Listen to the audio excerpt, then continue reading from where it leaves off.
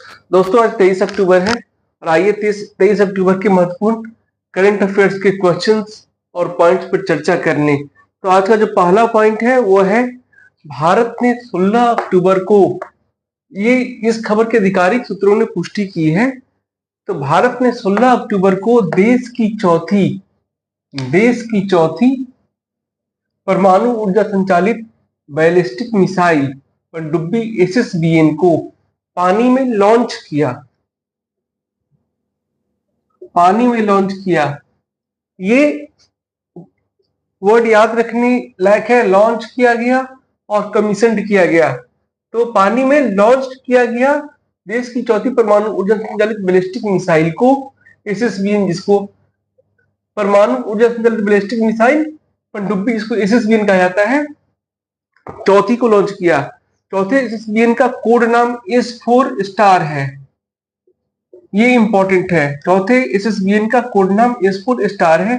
इसे विशाखापत्तनम के ship building centre से लॉन्च किया गया।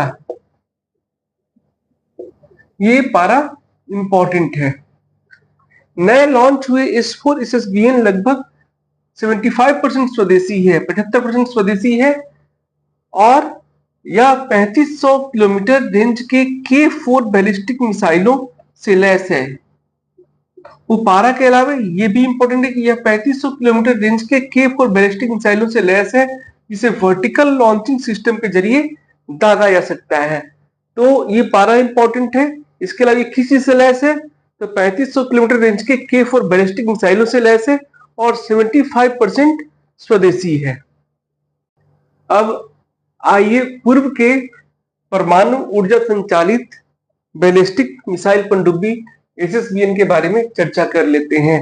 तो भारत की पहली SSBN थी INS अरिहंत, जो 750 किलोमीटर रेंज की K15 परमाणु मिसाइलों से लैस है। इसे अगस्त 2016 में कमीशन्ड किया गया था। यहाँ वर्ड है कमीशन्ड और S4 स्टार के लिए वर्ड है लॉन्च। दूसरे SSBN INS अरिहंत को 29 अगस्त 2024 को सेना में कमीशन्ड किया गया था। INS अरिहंत को 29 अगस्त 2024 को सेना में कमीशन किया गया था। पूर्व के वीडियो में इस पर चर्चा की गई है, विस्तृत चर्चा की गई है। जबकि तीसरे SSBN INS अरिधमन का सी ट्रायल अभी चल रहा है और इसे अगले वर्ष कमीशन किए जाने की संभावना है। मतलब फर्स्ट SSBN जो था वो था INS अरिहंत, जो अभी कमीशन किया गया 2016 में। दूसरा जो है INS अरिहंत, जो हाल फिलहाल में 29 अगस्त 2024 को सेना में कमीशन किया गया। तीसरा कमीशन नहीं किया गया, इसका सी ट्रायल चल रहा है INS अरिधमन का। और चौथा जो S4 स्टार, जिसको अभी नाम नहीं दिया गया है, कोडवर्ड दिया गया है S4 स्टार, उसको अभी हाल ही में लॉन्च किया गया। अब आइए एक नजर डाल लेते हैं परमाणु हमलावर पनडुब्बी और भारत द्वारा दिए गए उसके कोड के संबंध में। तो सबसे पहले INS चक्र को S1 कोड दिया गया। INS चक्र जो है वो लीज पर लिया गया था। इसके बाद हमने चर्चा की INS अरिहंत का, जो भारत का पहला SSBN था, इसे S2 नाम दिया गया। INS अरिहंत, जिसे हाल ही में 29 अगस्त को कमीशन किया गया, ये दोनों कमीशन किए जा चुके हैं। तो INS अरिहंत को कमीशन किया गया, इसे S3 नाम दिया गया। INS अरिधमन, इसे संभवतः अगले वर्ष कमीशन किया जाएगा सेना में, और जिसका सी ट्रायल चल रहा है उसे S4 नाम दिया गया है। और आज का प्रश्न जो फोर्थ SSBN पर आधारित है, फोर्थ SSBN को S4 कोड नाम दिया गया है। तो S1, S2, S3, S4, S4 star, ये 5 परमाणु हमलावर पनडुब्बी है जिनका कोड S1 से लेकर S4 स्टार तक है। आज का दूसरा क्वेश्चन है, भारत के राष्ट्रीय महिला आयोग NCW, national commission for women's की 9वीं अध्यक्षा कौन बनी? तो विजया रहाटकर। उन्होंने 22 अक्टूबर मंगलवार को यह पदभार संभाला, मतलब कल संभाला। उन्होंने रेखा शर्मा का स्थान लिया। सुश्री रहाटकर इससे पहले महाराष्ट्र राज्य महिला आयोग की भी अध्यक्षा रह चुकी हैं। आज का तीसरा क्वेश्चन भी इसी के साथ संलग्न है।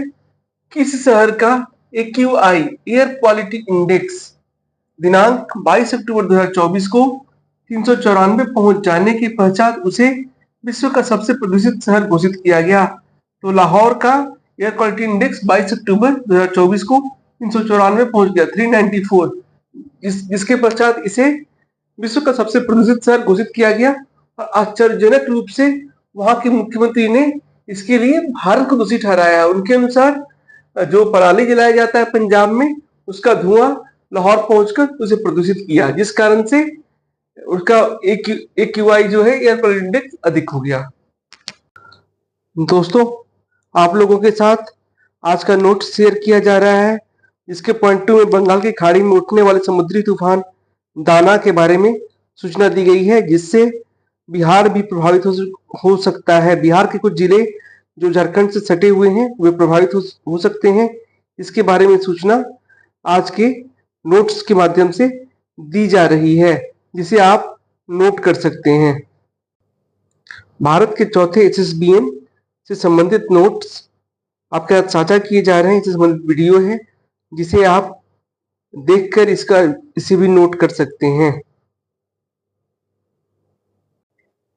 देश के जो ग्राम पंचायत है उसके मौसम संबंधित विवरणी अब जो भारतीय किसान है वो मेरी पंचायत ऐप और ये जो है वेबसाइट,